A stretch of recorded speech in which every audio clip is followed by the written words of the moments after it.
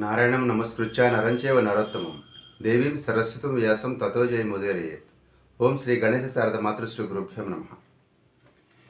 మిత్రులారా, ఈ విధంగా కర్ణ పర్వం ప్రారంభమైంది. కర్ణుడిని సైన్యాధిపతిగా చేసుకున్నటువంటి కౌరవ సైన్యం ఉర్రూతలూగుతూ ఉత్సాహంతో సమరభూమిలోకి ప్రవేశించింది. కౌరవులు మకర వ్యూహం పన్నగా పాండవుల అర్ధచంద్ర వ్యూహంతో దాన్ని ఎదుర్కొన్నారు. యుద్ధం ప్రారంభమైందనమాట. భీముడు ఏనుగు మీద ఎక్కి శత్రు సైన్యం మధ్యలో దూరి వాళ్ళని కకావికలు చేసేస్తున్నాడు. అది చూసినటువంటి కులూత రాజు అయినటువంటి క్షేమదూతి ఇంకొక ఏనుగు మీద ఎక్కి ఈ భీముడిని ఎదుర్కొన్నాడు. ఈ సందర్భంలో ఇద్దరు ఏనుగులు కూడా మరణించాయి. అప్పుడు భీముడు ఒక కత్తితోటి ఆ క్షేమదూతి శిరస్సును ఛేదించడం జరిగింది. ఆ తర్వాత కేకే దేశులైనటువంటి విందాను విందులు సాత్వికతో యుద్ధం చేసినప్పుడు సాత్విక ఆ విందాను విందుల్ని చంపేశాడు. ఆ తర్వాత ద్రౌపది కుమారులైనటువంటి ప్రతివింధ్యుడు, శృతకర్మ వీళ్ళు ఏం చేశారంటే చిత్రసేన, చిత్రుడు అనేటువంటి రాజుల్ని సంహరించడం జరిగింది. దాంతో కౌరవ సేన పారిపోతుంది. ఈ పారిపోతున్న సందర్భంలో అశ్వత్థామ భీముడితోటి తలపడ్డాడు. అప్పుడు జరిగినటువంటి ఘోరమైన యుద్ధంలో అటు అశ్వత్థామ ఇటు భీముడు ఇద్దరు కూడా రథాల్లో చతికిలబడ్డాడు. అంటే ఇద్దరు అలసిపోయారు, పూర్తిగా టైర్ అయిపోయి యుద్ధం చేయలేని ఓపిక, ఇంకా చేసే ఓపిక లేదు ఇద్దరికి. అలా ఇద్దరు కూలబడినప్పుడు భీముడు రథాన్ని, అశ్వత్థామ రథాన్ని దూరంగా తీసుకెళ్ళిపోవడం జరిగింది. ఈ లోపల అర్జునుడు ఏం చేశాడంటే సంసప్తకులతోటి యుద్ధం చేసి అనేక మందిని సంహరించడం జరిగింది. దాంతో ఆకాశంలో ఉన్నటువంటి దేవతలందరూ కూడా ఆహా కృష్ణార్జునులు అజేయులయ్యా అని చెప్పని పైనుంచి కూడా కామెంట్స్ చేస్తూ ఉన్నారు. ఈ విధంగా జరుగుతూ ఉన్నప్పుడు అశ్వత్థామ కృష్ణార్జునులను ఎదిరించాడు. అప్పుడు అర్జునుడు అన్నాడు, బావా ఒక పక్క సంసప్తకులను సంహరించాలి, చాలామంది ఉన్నారు వాళ్ళు, ఇంకో పక్క అశ్వత్థామ నన్ను యుద్ధానికి పిలుస్తున్నాడు, నన్ను ఏం చేయమంటావు అంటే కృష్ణుడు మాట్లాడకుండా అశ్వత్థామకి ఎదురుగా రథాన్ని తీసుకెళ్ళి నిలబెట్టాడు. అప్పుడు ఇద్దరు కూడా భయంకరమైనటువంటి బాణవర్షాన్ని ఒకళ్ళ మీద ఒకళ్ళు కురిపించుకున్నాడు, అశ్వత్థామ ఇటు అర్జునుడు.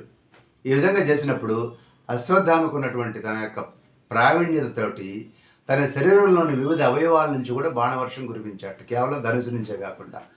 దాంతో కృష్ణార్జునులు ఇద్దరూ కూడా ఈ శర పంజరంలో నుంచి బయటికి రాలనే విధంగా ఇరుక్కున్నట్టుగా కనపడ్డారు. అప్పుడు అశ్వత్థామ కూడా ఉత్సాహంతో సింహనాదాలు చేస్తున్నాడు. అయితే అర్జునుడు మంచు తొలగించినట్టు సూర్యుడు ఆ యొక్క అస్త్రపంజరాన్ని తొలగించుకొని అక్కడి నుంచే బాణాలేసి కోసుడు దూరంలో ఉన్న సంసప్తకుల మీదకి బాణాలు వేస్తున్నాడు. ఒక పక్క అశ్వత్థామతో యుద్ధం చేస్తున్నాడు, మరో పక్కన కోసుడు దూరంలో ఉన్నటువంటి సంసప్తకుల మీద కూడా బాణాలు వేసి వాళ్ళని సంహరిస్తూ ఉన్నాడు. దాంతో ఇటు అశ్వత్థామ ఇక్కడ నిలబడలేక ఉన్న పరిస్థితుల్లో అతని యొక్క అతని యొక్క రథాశ్వాలు దూరంగా లాక్కొని వెళ్ళిపోయినాయి. ఆ విధంగా అశ్వత్థామ దూరంగా వెళ్ళిన అశ్వత్థామ మళ్ళీ వెనక్కి తిరిగి రాలేదు, అర్జునుడితో యుద్ధం చేసే ప్రయత్నం చేయలేదు. అంటే అర్జునుడు ఫుల్ ఫామ్లో ఉన్నాడనమాట. అందుకని అశ్వత్థామ మళ్ళీ అర్జునుడిని ఫేస్ చేసే ప్రయత్నం చేయలేదు. ఆ తర్వాత మగధ దేశీయులైనటువంటి దండధరుడు, దండు అనేటువంటి వాళ్ళు ఏనుగుల మీద వచ్చి అర్జునుడిని ఎదిరించిన సందర్భంలో వాళ్ళిద్దరిని కూడా అర్జునుడు సంహరించి సంసప్తకుల మీదకు దూసుకెళ్ళాడు. అదేవిధంగా భయంకరమైనటువంటి యుద్ధాన్ని చేశాడు ఈ యొక్క అర్జునుడు. ఈ యుద్ధం చేస్తూ ఉండగానే కృష్ణుడు ఇంకా రెచ్చగొడుతూ, ఏమయ్యా వాళ్ళతో ఆడుకుంటున్నావా ఏంటి, తొందరగా కంప్లీట్ చేయి టాస్క్, మనం ఇంకో పని ఉంది కదా మనకి, ఇక్కడే కూర్చుని ఉంటావా, నువ్వు ముందు వాళ్ళని కంప్లీట్ చేసేసి కర్ణుడిని చంపేటువంటి ప్రయత్నం చేయి అర్జున, ఈ సంసప్తకులను తొందరగా ఫినిష్ చేసేసి కర్ణుడిని చంపాలి మనం ఇవాళ, కాబట్టి టార్గెట్ కర్ణ, కాబట్టి తొందరగా కంప్లీట్ చేయి ఈ పని, ఎంతసేపు చేస్తావు అనగానే అప్పుడు అర్జునుడు గబగబా బాణాలు వేసి ఆ సంసప్తకులందరినీ కూడా సంహరించినప్పుడు, శభాష్ అర్జున, చాలా బాగా చేశావు, చూడు కుప్పలు తెప్పలుగా పెట్టేశావు, ఈ యొక్క సంసప్తకుల యొక్క మృత శరీరాల కుప్పలు విపరీతంగా ఉన్నాయి, చాలా గొప్ప యుద్ధం చేశావయ్యా అన్నాడు. ఈ లోపల కౌరవ సైన్యంలో కలకల ధ్వని వినపడుతోంది. కృష్ణార్జునుల ఆశ్చర్యంతో ఏం జరిగిందా అని చెప్పని అటువైపుగా తమ రథాన్ని తీసుకుని వెళ్ళాడు కృష్ణుడు. అక్కడికి వెళ్ళేసరికల్లా పాండ్యరాజు కౌరవ సైన్యాన్ని చిలికి పడేస్తున్నాడు. పాండ్యరాజు కౌరవ సైన్యాన్ని తుక్కు రేగొడుతున్నాడు కరెక్ట్ పదాలను చెప్పాలంటే. అతను అద్భుతమైనటువంటి చేస్తూ ఈ యొక్క దుర్యోధనుడి వైపు యుద్ధం చేస్తున్నటువంటి పుళిందులు, ఖసులు, బాహలీకులు, నిషాదులు, ఆంధ్రులు, కుంతలులు, దక్షిణాచ్యులు, భోజనులు అందరినీ కూడా వరుస పెట్టి నరికిపారేస్తున్నాడు ఈ యొక్క పాండ్యరాజు.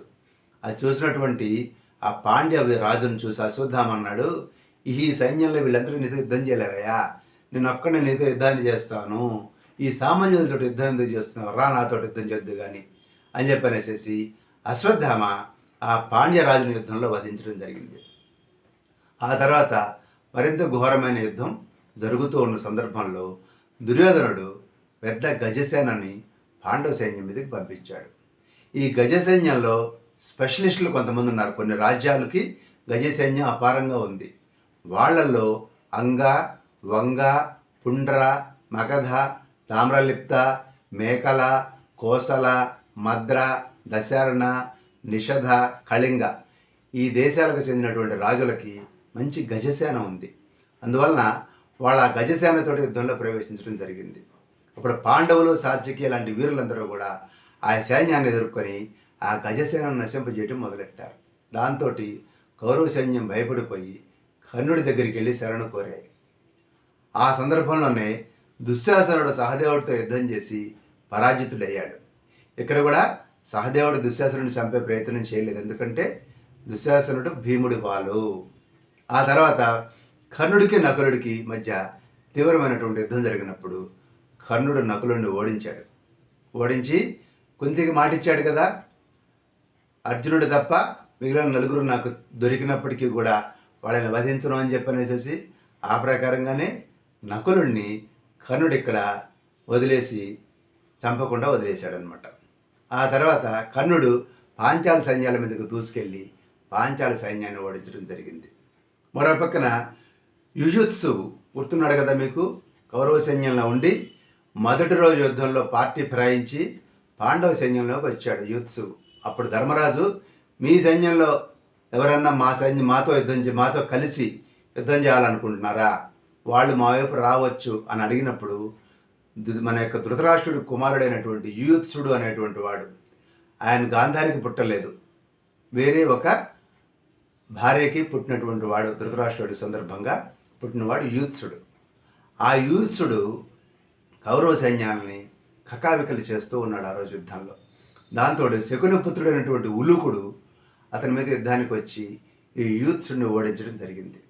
ఆ తర్వాత శృతకర్మ అనేటువంటి ధృతరాష్ట్ర పుత్రుడు శతానీకుడితోటి, అలా సోముడికి శకునితోటి ద్వంద్వ యుద్ధం జరిగింది. సోముడు శకునితో యుద్ధం చేశాడు. శృతకర్మ అనేటువంటి ధృతరాష్ట్ర పుత్రుడు శతానీకుడితో యుద్ధం చేశాడు. ఆ రోజు శకుని పాండవ సైన్యం మీద విరుచుకుపడ్డాడు. మనం అనుకుంటున్నాం శకుని పాచికలు మాత్రమే ఆడగలడు అని, కాదు, అతడు కూడా మహావీరుడే. అతడు ఆ రోజు పాండవ సైన్యాన్ని నశింపజేయడం ప్రారంభించాడు శకుని. మరో పక్కన కృపాచార్యుడు దుష్టజుమ్నుడితోటి, కృతవర్మ శిఖండితోటి కూడా 1-1 ద్వంద్వ యుద్ధానికి తలపడ్డారు. ఆ సందర్భంలో శిఖండి యుద్ధంలో కృతవర్మ చేతిలో ఓడిపోయి యుద్ధరంగం విడిచి దూరంగా వెళ్ళిపోవడం జరిగింది. మరో పక్కన అర్జునుడు కౌరవ సైన్యాన్ని కకావికలు చేస్తూ దూది పింజలు ఎగరగొట్టినట్టు ఎగరగొడుతూ ఉన్నాడు. అప్పుడు త్రిగర్తులు, శిబులు, శాల్వులు, సంసప్తకులు, అటు శ్రీకృష్ణుడి నారాయణ బాలం కౌరవ సైన్యం తరఫున యుద్ధం చేస్తుంది కదా, వాళ్ళు ఇతర కౌరవ సైన్యం అందరూ కలిసి ఒక్కసారిగా అర్జునుడి మీద విరుచుకుపడ్డారు. ఆ సందర్భంలో సత్యసేనుడు, చంద్రదేవుడు, మిత్రదేవుడు, శృతంజయుడు, సుశ్రుతుని పుత్రుడైనటువంటి చిత్రసేనుడు, మిత్రవర్మ అనేటువంటి రాజులు, వీరులు అందరూ కూడా అర్జునుడి మీదకి యుద్ధానికి వచ్చారు. అప్పుడు త్రిగర్త రాజు సోదరులతోటి పుత్రులతోటి కలిసి అతను కూడా వీళ్ళతో పాటు జాయిన్ అయ్యి అర్జునుడి మీదకి దండెత్తాడు. ఈ సందర్భంలో నదులన్నీ సముద్రంలో చేరితే వెనక్కి ఎట్లా రావు, సర్పాలు గరుత్మంతుని సమీపిస్తే వెనక్కి పోవు, ఆ విధంగా ఈ సైన్యాన్ని అంతటిని కూడా అర్జునుడు నశింపజేశాడు. మొత్తాన్ని కూడా సంహరించాడు. మిగిలిన సైన్యం కూడా యుద్ధభూమి నుంచి పారిపోయింది. యుద్ధరంగంలో ఇక్కడ ముఖ్యమైనటువంటి సంఘటన ఒకటి చెప్పుకోవాలి. యుద్ధరంగంలో ఈ యొక్క ధర్మరాజు ఒక్కసారిగా పరాక్రమాన్ని చూపించడం ప్రారంభించాడు. దాంతో అతను సైన్యాన్ని నశింపజేస్తున్నాడు తన సైన్యాన్ని అన్న ఇదితోటి దుర్యోధనుడు స్వయంగా ధర్మరాజుని ఎదుర్కోవడం జరిగింది. అప్పుడు ధర్మరాజు దుర్యోధనుడి సారథిని అశ్వాల్ని చంపేసేసి అతని రథం లేకుండా నేల మీద నిలబడిన సందర్భంలో దుర్యోధనుడి చుట్టూత కర్ణుడు, అశ్వత్థామ, కృపాదులందరూ కూడా చేరి రక్షించారు. ఆ సందర్భంలో పాండవులందరూ కూడాను ధర్మరాజు వైపు రక్షణగా నిలిచారు. ఇక్కడ ఆల్మోస్ట్ ఆల్ దుర్యోధనుడు చేతిలో ఆయుధం లేకుండా, రథం లేకుండా నేల మీద నిలబడిన సందర్భం అన్నమాట. ఆ తర్వాత కొంతసేపటికి ఈ యొక్క దుర్యోధనుడు ఇంకొక రథం మీద వచ్చి మళ్ళీ కసి కొద్దీ మళ్ళీ ధర్మరాజును ఎదిరించాడు. దానికి దెబ్బతిన్నాడు కదా, మళ్ళీ ఆ సంగతిని తేల్చాలని ధర్మరాజును ఎదిరించిన సందర్భంలో భయంకరమైన యుద్ధం దుర్యోధనుడికి ధర్మరాజుకి మధ్య జరిగింది. ఆ సందర్భంలో చివరికి దుర్యోధనుడు ధర్మరాజును చంపేయాలి అన్న నిర్ణయానికి వచ్చి ఒక గద తీసుకొని ధర్మరాజు మీదకి వచ్చాడు. ఈ సందర్భంలోనే ధర్మరాజు ఒక అద్భుతమైన మహాశక్తిని ప్రయోగించినప్పుడు ఈ యొక్క దుర్యోధనుడి యొక్క కవచం బద్దలైపోయి పెద్ద దెబ్బ తగిలింది దుర్యోధనుడికి. దాంతో దుర్యోధనుడు స్పృహ దెబ్బ పడిపోవడం జరిగింది. అప్పుడు భీముడు, అన్నయ్య ఆగాగు, ఏం చేస్తున్నావు? వాడిని నువ్వు చంపితే నేను ఎప్పుడు చంపాలి? నా యొక్క ప్రతిజ్ఞ ఉంది, ఈ యొక్క దుర్యోధనుడిని చంపుతాను తొడలు విరగొట్టి అని. నువ్వు వాడిని చంపితే ఎట్లా అన్న సందర్భంలో ధర్మరాజు దుర్యోధనుడిని చంపకుండా వదిలిపెట్టాడు. లేకపోతే ఈరోజే యొక్క యుద్ధం పరిసమాప్తం అయిపోయేది. కానీ ఇక్కడ ధర్మరాజు కేవలం దుర్యోధనుడిని భీముడి కోసం వదిలిపెట్టడం జరిగింది.